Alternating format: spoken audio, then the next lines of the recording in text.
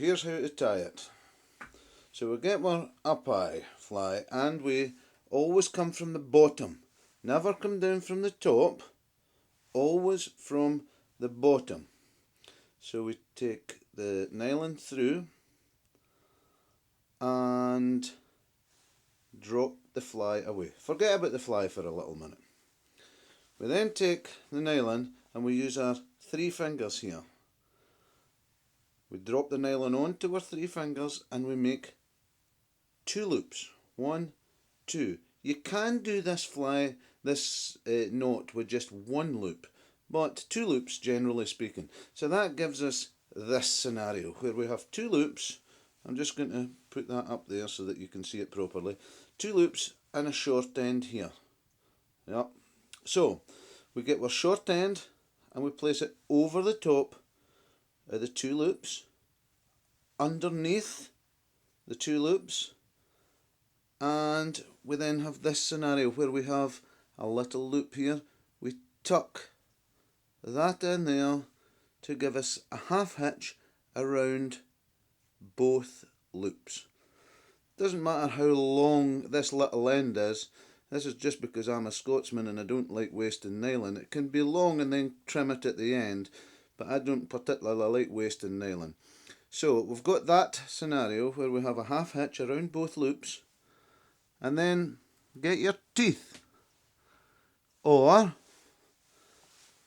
get your scissors and pull the little end taut but not tight. Taut but not tight. When you're making the double turrel, always remember taut but not tight. I like giving it a little pull with my teeth. Anyway, so we end up with this scenario whereby we have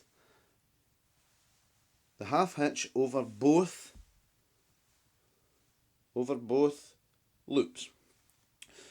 We then take the loops in this same 3 fingers, we go down the line and we get our fly.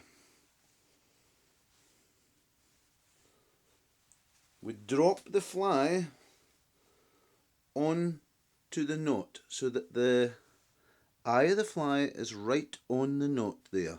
Drop it onto the knot, and then importantly we pass both loops through the fly and really importantly over the top of this small end.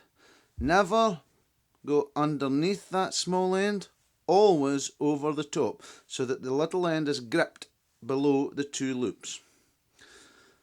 We then take our thumb and forefinger. We can see we catch the 2 loops between our middle and forefinger in our right hand. We take our thumb and forefinger of our left hand and we take the little end and place it onto the shank of the hook. We can now let go. We pull one end. We can see that one loop will progressively get smaller. We look at that, we can see this one getting smaller. Never be inclined to pull the line so that both loops clamp up.